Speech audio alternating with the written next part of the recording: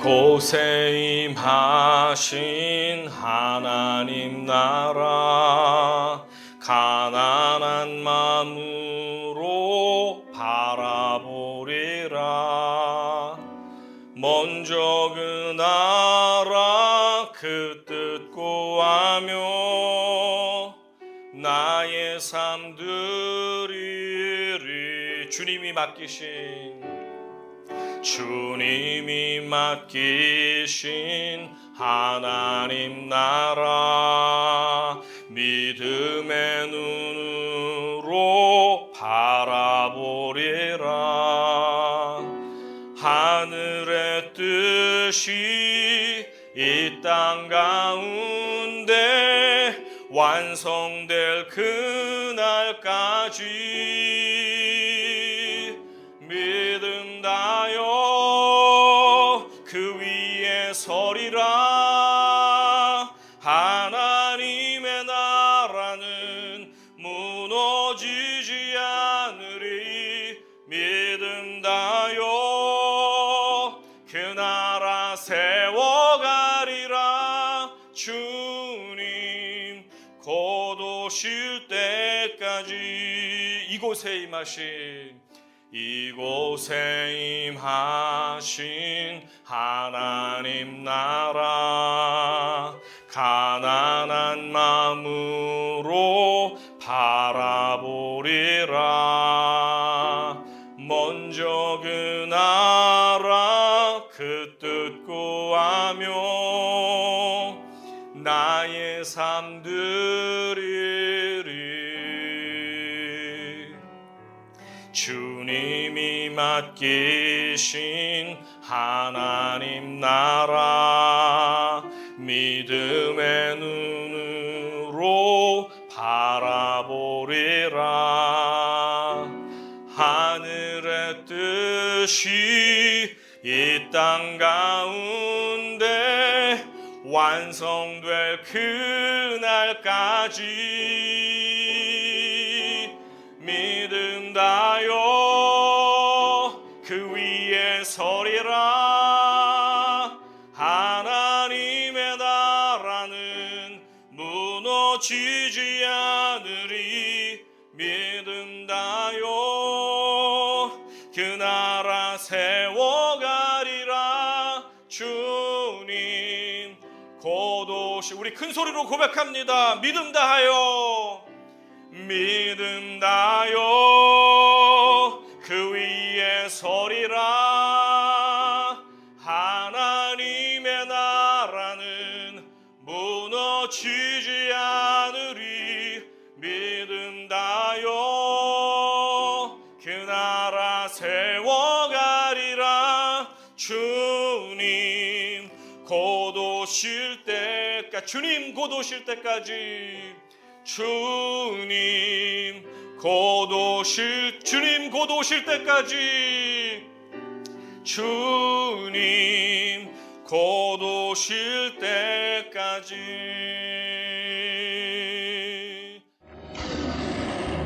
내가 보니 왕자가 놓이고 옛적부터 항상 계신 이가 좌정하셨는데 그의 옷은 희기가 눈 같고 그의 머리털은 깨끗한 양의 털 같고 그의 보좌는 불꽃이요 그의 바퀴는 타오르는 불이며 불이 강처럼 흘러 그의 앞에서 나오며 그를 섬기는 자는 천천히요 그 앞에서 모셔 선 자는 만만이며 심판을 베푸는데 책들이 펴 놓였더라. 그때 내가 작은 뿔이 말하는 큰 목소리로 말미암아 주목하여 보는 사이에 짐승이 죽임을 당하고 그의 시체가 상함받아 타오르는 불에 던져졌으며 그 남은 짐승들은 그의 권세를 빼앗겼으나 그 생명은 보존되어 정한 시기가 이르기를 기다리게 되었더라.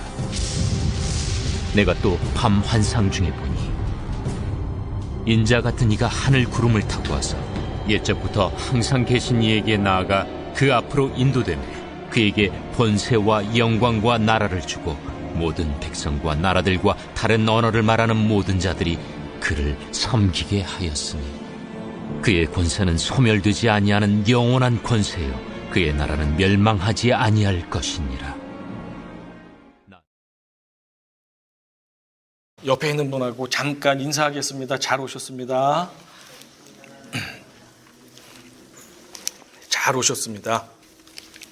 네, 오늘의 제목은 결말을 알면 이겨낼 수 있습니다 라는 제목으로 하나님 말씀 증거하도록 하겠습니다.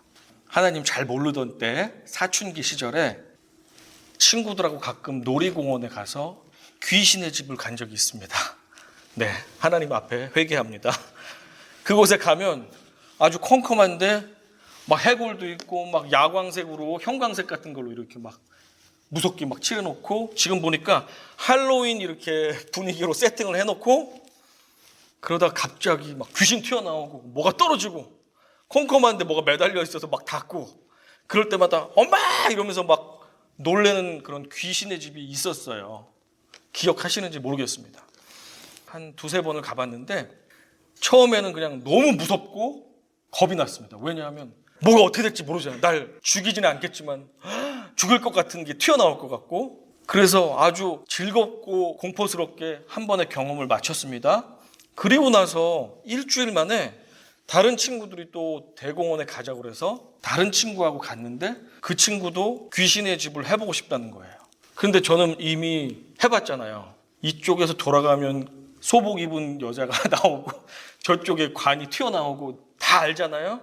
안 하겠다고 그랬더니 친구가 혼자는 무서워서 못한다고. 그래서 같이 들어갔습니다. 갔더니 이제 무섭지가 않은 거예요. 왜냐하면 저기 코너 돌면은 뭐가 튀어나올지 알고, 여기서 갑자기 소복 입은 사람 튀어나오는데, 튀어나왔더니 확 밀어버리고 엄마! 안 무서운데 무섭다고 하고, 그렇게 하면서 용돈도 부족했던 시절인데 2번 한 적이 있었습니다. 이걸 보면서 모르면 무서운데 알면 별것 아니구나, 알면 감당할 수 있구나 라는 생각을 그때 한 적이 있습니다. 다니엘서 1장에서 6장을 지금 한 2달 꾸준히 살펴보았습니다. 다니엘서 1장에서 6장은 다니엘의 인생 가운데 역사하신 하나님에 대해서 나타내주고 있습니다. 그리고 지혜를 받은 다니엘이 사실은 성령 충만해서 그 모든 신비와 용기가 생긴 것인데, 이 성령 충만의 비결은 전에 하던 대로 늘 하나님께 기도했기 때문에 성령 충만이 가능했습니다. 그러니까 목에 칼이 들어와도 하나님을 버리지 않는 신앙까지도 가질 수 있게 된 것이었습니다. 그의 친구들도 마찬가지로 그렇게 성령 충만하였기 때문에, 또 기도하였기 때문에 그가 모든 역경과 환난, 그리고 천상의 비밀까지도 계시를 받을 수 있었습니다. 다니엘이 이렇게 죽음을 불사할 수 있었던 것도 결국에는 하나님의 나라가 올 것이고, 비록 그 나라가 오기 전에 내가 죽어도 나는 그 하나님의 나라에 갈 것이라는 확실한 믿음과 결말을 알고 있었습니다. 그래서 지금 잠깐 있는 고난이 영원할 것이 아닌 걸 알았기 때문에 다니엘과 세 친구들은 어떤 고난이든 두려워하지 않고 감당할 수 있었습니다. 5장에 보면은 벨사살이 다니엘을 모른다는 것을 말해주고 있잖아요. 그래서 다니엘이 아마도 50대라든지 60이 되기 전에 은퇴했겠구나라고 우리가 추정해 볼 수 있는데, 어찌됐든 오늘 7장의 이 본문을 보니까 벨사살 왕 첫 해에 다니엘이 꿈과 환상을 받았다라고 성경이 기록하고 있어요. 벨사살 원년이라고 하면 다니엘이 67세쯤 되던 때입니다. 은퇴했을 것 같은 그때에 계시를 봤는데, 그 계시의 내용이 뭐와 똑같냐면 다니엘서 2장에 나온 벨사살 왕이 꾸었던 꿈, 그 꿈의 신상이 나오잖아요. 머리가 금, 가슴과 팔이 은, 배와 허벅지가 놋, 그리고 종아리와 발이 쇠와 진흙으로 되어 있는 4단계로 되어 있는 이 신상, 이 신상과 완전하게 사실은 의미가 일치하는 환상을 다니엘이 꾸게 됩니다. 한번 보여드릴게요. 이 신상이 어떻게 됩니까? 이 무시무시한 신상이 나왔는데 이 신상을 갑자기 뜨인 돌이 날라와서 부셔뜨립니다.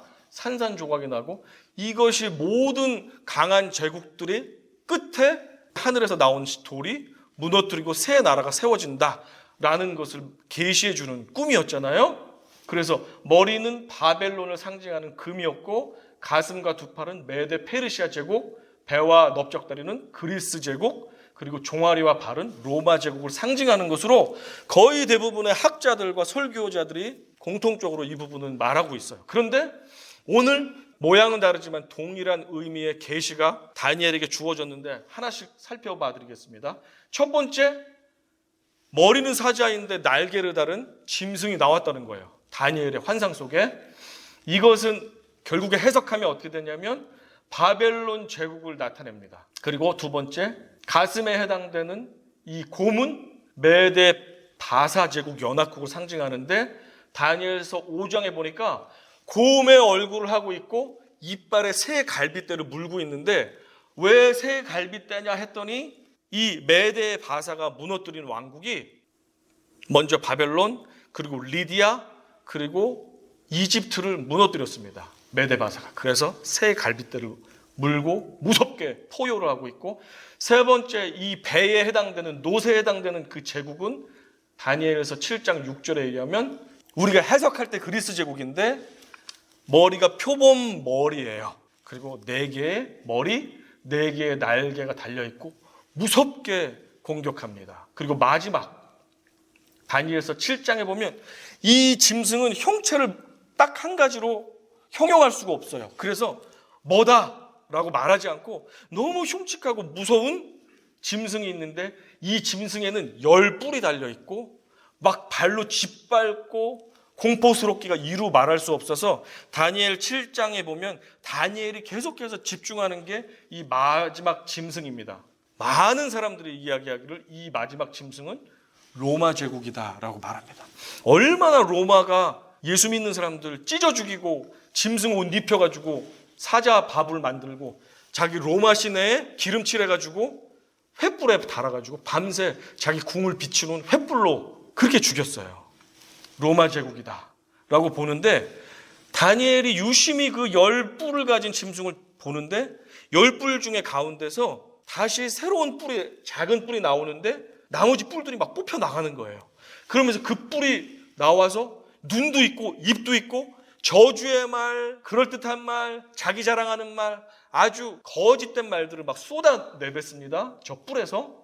그런데 그 뿔이 또 대부분의 학자와 신학자와 설교자들이 뭐라고 하냐면 이 뿔이 말세까지 신자들을 괴롭히고 핍박하는 적 그리스도라고 보고 있습니다. 이렇게 저 10뿔을 가진 짐승에서 작은 뿔이 나와서 성도들을 그렇게 핍박을 하는 거예요. 그리고 적 그리스도에 대해서 간략하게 제가 말씀을 드리자면 다니엘 시대 때는 이 적 그리스도가 느부갓네살이라고 생각할 수도 있고, 그렇죠? 벨사살이라고 생각할 수도 있고, 그리고 그리스 제국 출신의 안티오커스 에피파네스 4세라고 생각할 수도 있어요. 그 사람은 누구냐면 예수님이 오시기 좀 전에 BC 167년경에 그리스 제국 출신의 한 황제였는데 그가 예루살렘 성전을 점령한 다음에 제우스 신상을 짓고 거기다가 아주 불결하게 이를 게 없는 돼지고기로 제사를 지내면서 가증한 일을 행합니다. 그러면서 이스라엘 사람들을 핍박하는데 에피파네스다라고 보기도 합니다. 네로 황제라고 생각할 수 있겠죠. 그리고 시간이 지나서 현대로 가까이 다가올 때는 7,700만 명을 죽인 중국의 마오쩌둥이 적그리스도라고 볼 수 있죠. 그리고 5천만 명을 학살한 소련의 스탈린이다라고 볼 수 있고 2,200만 명을 학살한 히틀러라고 봐도 무방하고 저 북조선의 삼김씨 아버지, 아들, 손자 그들이 수많은 사람 죽였잖아요. 지금도 학대하잖아요. 그들이 적 그리스도라고 말해도 무방합니다. 그리고 언젠가 오게 될 하나님의 백성을 대적하는 어떤 인물, 어떤 단체가 적 그리스도일 수 있습니다. 이 네 제국의 출몰에 대해서 하나님께서는 이미 느부갓네살의 꿈을 통해서 처음 보여주셨죠. 그리고 나서 50년이 지난 다음에 노인인 다니엘에게 한 번 더 환상을 통해서 이렇게 보여주셨죠. 그리고 640년쯤 뒤에 반모섬에 유배되어 있는 예수님의 애제자 사도 요한의 환상을 통해서도 한 번 더 확인해 주세요. 계시록 13장 1절과 2절을 한번 읽고 말씀드리겠습니다. 제가 읽어드릴게요. 내가 보니 바다에서 한 짐승이 나오는데 뿔이 열이요 머리가 7이라. 똑같죠? 뿔이 열이고 머리가 사자머리, 곰머리, 표범머리 4개, 그 다음에 형체를 알 수 없는 무시무시한 짐승 머리 하나. 7개 맞죠? 뿔이 10개. 그 뿔에는 10 왕관이 있고 그 머리들에는 신성모독하는 이름들이 있더라. 내가 본 짐승은 표범과 비슷하고 그 발은 곰의 발 같고 그 입은 사자 입 같은데 용은 사탄, 용이 자기의 능력과 보좌와 큰 권세를 그에게 주었더라. 느부갓네살이 처음으로 봤던 그 신상의 모습은 앞으로 있게 된 강대한 나라들, 악한 권세들의 모습을 보여줬고 5, 60년이 지난 다음에 다니엘이 직접 그것을 동물의 환상으로서 보았고 그 다음에 640년 뒤에 사도 요한이 환상을 통해서 다시 한번 확인을 받습니다. 그러니까 엄청나고 무시무시한 제국들이 발현해서 많은 그리스도인들을 핍박하는 것은 기정사실이라는 거예요. 그리고 우리가 좁게 볼 것이 아니고 단지 4제국이 끝나면 벌써 끝났잖아요. 로마로 인해서 끝났잖아요. 그러나 그 제국은 4개만을 그냥 상징적으로 보여줄 뿐 지금까지도 그리스도인들을 핍박하는 강한 권세들은 지금도 존재합니다. 작은 뿔이라고 하는 적그리스도도 이전엔 네로였을 수 있습니다. 그리고 히틀러였을 수 있습니다. 그렇지만 오늘날은 그 적그리스도의 역할을 하는 사람이 사람일 수도 있고 어떤 단체일 수도 있고 어떤 나라일 수도 있습니다. 그리고 그것은 하나님의 나라가 완성되기 전까지 계속 있을 것입니다. 그것을 우리는 깨달아야 됩니다. 그렇죠. 우리는 기대하기를 인생은 화창하고 봄날만 오고 좋아질 거야. 미래의 과학도 발전되고 기술도 이렇게 좋아지고 먹고 살 수 있고 농사 기술도 발전되고 뭐 하나도 부족한 게 없네 라고 생각할 수 있지만 성경이 말하는 우리의 미래는 점점 더 악한 자들이 판을 칠 것이고 하나님을 믿는 사람들은 점점 더 핍박받을 것이고 때로는 목숨을 잃고 고난을 당하기도 한다라는 것을 성경은 우리에게 정확하게 말씀해 주고 있어요. 보이지 않는 하나님 믿는 다니엘과 믿음의 선조들이 있었습니다. 그리고 오늘날 예수 그리스도를 믿는 우리들이 있습니다. 어찌 보면 소망이 없어 보입니다. 인생에서 큰 문제를 겨우 빠져나온 것 같았더니 얼마 안 가서 더 큰 문제가 튀어나옵니다. 이 정권에서 어려움을 겪었던 사람들이 저 정권은 더 잘할 거야 라고 믿었지만 먹고 사는 일에 있어서는 이 정권이든지 저 정권이든지 모두가 어려운 것은 마찬가지였다는 것을 우리가 깨닫게 됩니다. 건강을 위해서 좋은 약도 먹고 열심히 운동도 합니다. 그러나 정말 미친 듯이 노력하지 않는 한 우리의 건강은 날로 쇠퇴할 수밖에 없습니다. 정말 고통과 아픔이 우리를 덤벼들려고 애를 씁니다. 우리의 인생을 보면 소망이 점점 없어지는 것 같아 보입니다. 그런데 그럴 필요 없습니다. 우리 성경 말씀 보여주십시오. 오늘의 9절은 이렇게 고백하고 있습니다. 내가 보니 왕좌가 놓이고 옛적부터 항상 계시니가 좌정하셨는데 그의 옷은 희기가 눈 같고 그의 머리털은 깨끗한 양의 털 같고 그의 보좌는 불꽃이요 그의 바퀴는 타오르는 불이며. 뭐 어떤 거예요? 모든 힘센 제국들이 난리를 치고 우리를 핍박한다 할지라도 결국엔 하나님의 나라가 도달해서 그 모든 악한 권세들을 무너뜨리고 하나님께서 좌정하신다는 거예요. 이 땅 가운데. 그래서 그 영광스러운 하나님의 모습이 9절에 나와 있습니다. 이 옛적부터 항상 계신 이 하나님께서 좌정하시고 이제 다스리시는데 10절도 볼까요? 10절. 불이 강처럼 흘러 그의 앞에서 나오며 그를 섬기는 자는 천천히요 앞에서 모셔선 자는 만만이며 심판을 베푸는데 책들이 펴 놓였더라. 계시록 4장에서도 나와 있듯이 24장로와 천사들과 4가지 희한한 생물들이 하나님을 찬양합니다. 모든 천사들과 만백성들이 하나님을 찬양하는데 그 가운데에 하나님께서 좌정하셔서 심판하시고 악인들과 권세 잡은 자들을 생명책에 기록된 대로 행위책에 기록된 대로 그렇게 심판하신다는 내용이 오늘 본문에 나와 있습니다. 그러나 즉시 심판을 하지 않고 심판을 잠깐 유보해서 회개할 기회를 주시는 하나님의 모습도 오늘 성경을 보면 알 수 있습니다.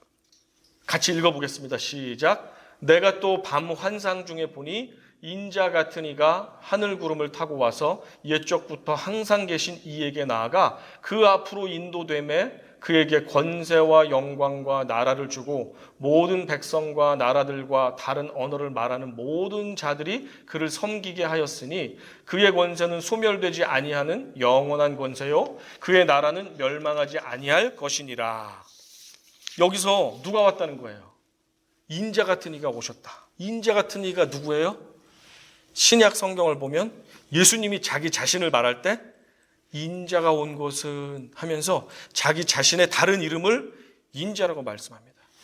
이 천상의 하늘나라가 이 땅에 내려올 텐데 그때 같이 오시는 분이 인자, 예수 그리스도가 구름을 타고 이 땅에 오셔서 모든 나라를 다스릴 것이고 그 나라는 멸망하지 아니할 것이고 소멸하지 아니할 것이고 영원할 것이다 라는 것을 하나님께서 말씀하십니다.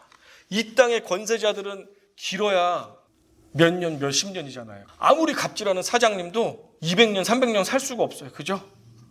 10년이고 길어야 20년이에요. 아무리 대단한 나라도 100년, 200년, 길어야 500년. 200년 만에 없어지는 세계적인 제국들이 그냥 역사책을 읽으면 그냥 흔히 나옵니다. 200년을 못 넘겨요. 보통 제국들이. 그런데 하나님의 제국만은 영원할 것이다. 그래서 짧은 인생에서 만나게 될 악인들 그 때문에 너무 고통스럽고 힘들어할 필요가 없습니다. 그 사람도 언젠가는 하나님이 손보시는 날이 올 것이고 영원할 수가 없습니다.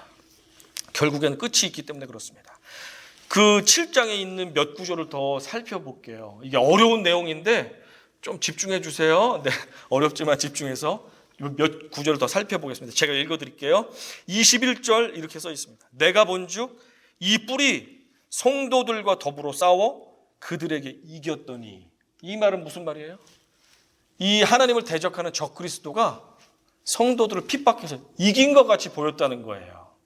그러니까 무조건 우리가 다 이겨 이게 아니고 그 강한 권세에 우리가 정말 압제당하기도 하고 옥에 끌려가기도 하고 어떤 사람은 죽임당하기도 한다. 그것이 현실이다라는 것을 말해줍니다. 25절도 읽어보겠습니다. 그가 장차 지극히 높으신 이로 말미암아 대적하며 또 지극히 높으신 이의 성도를 괴롭게 할 것이며, 그렇죠? 그가 또 때와 법을 고치고자 할 것이며 성도들은 그의 손에 붙임바 되어 한 때와 두 때와 반 때를 지내리라. 무슨 말입니까? 그 강대한 적그리스도들이 하나님이 만든 질서를 자기 마음대로 바꾼대요.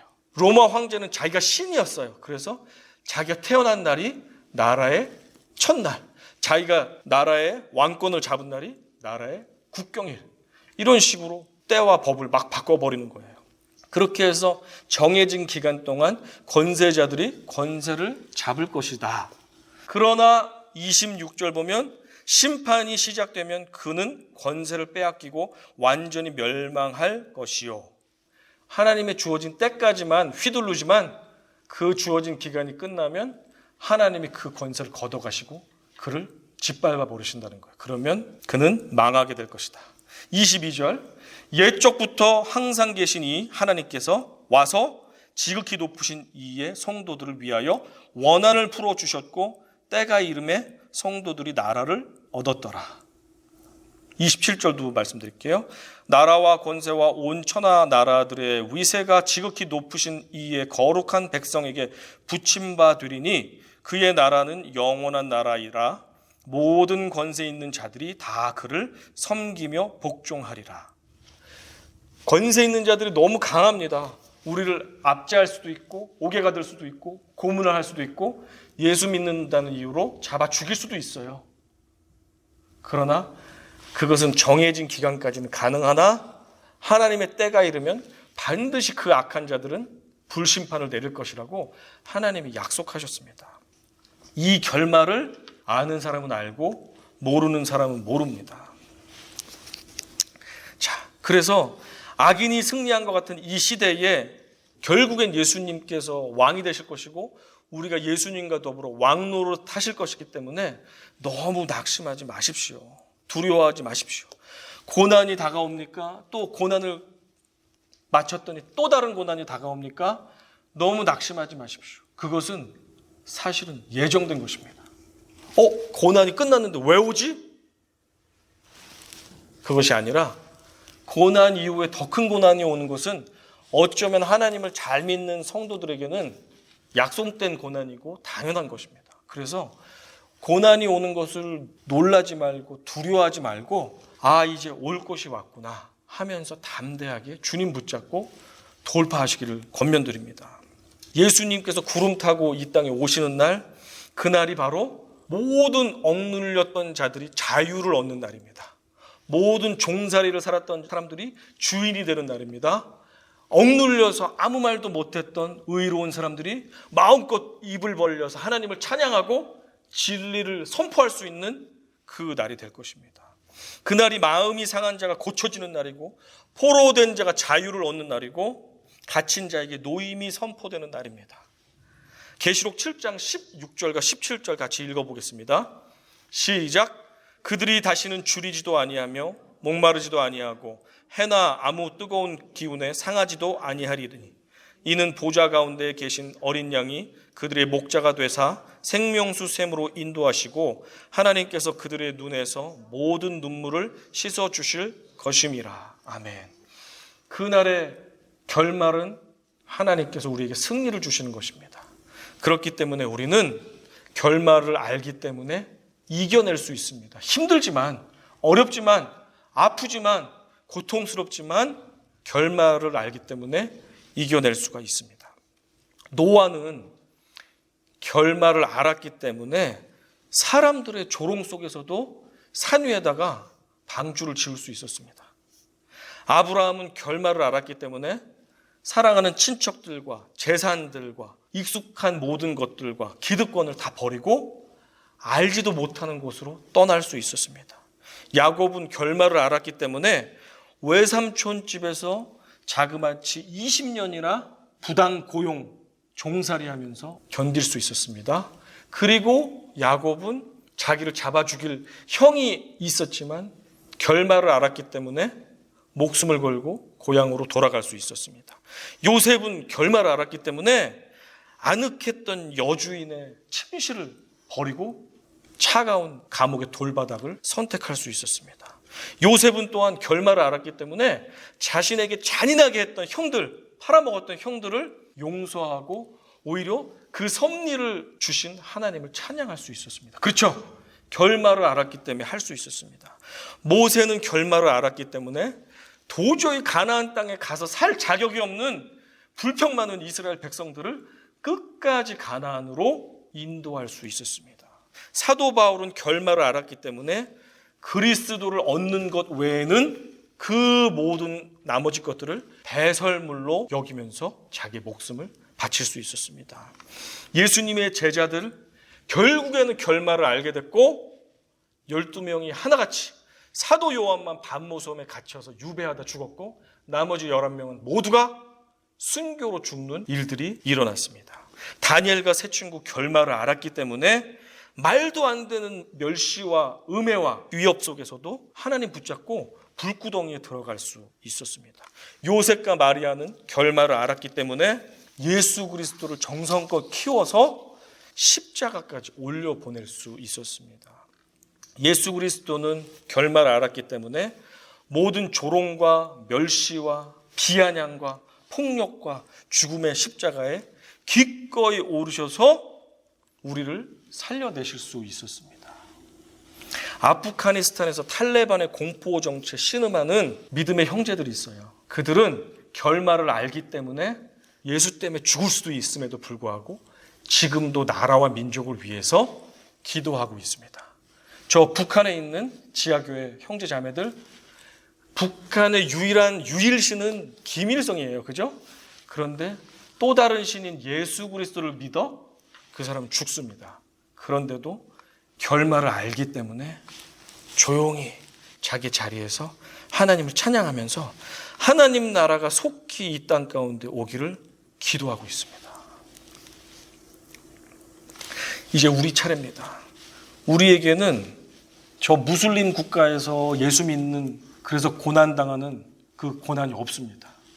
우리에게는 공산주의 국가에서 예수님 믿는다고 잡혀서 끌려가서 고문당하고 죽는 그런 고난이 없어요. 우리는 언제든지 원하면 성경책을 필 수 있고, 언제든지 손가락 몇 번 터치하면 전 세계 목사님 설교와 예배를 들을 수 있고, 언제든지 복음을 전해도 누가 잡아가는 사람 하나 없는 천국과 같은 신앙생활을 하고 있음에도 불구하고 우리는 작은 고난에도 넘어지고 자빠지고 몇 번 기도하고 안 들어줬다고 때를 쓰면서 울고불고 하나님이 계시니 안 계시니를 따지는 정말 어린아이의 신앙으로 살아갈 때가 많습니다. 그럼에도 불구하고 우리에게도 고난이 있습니다.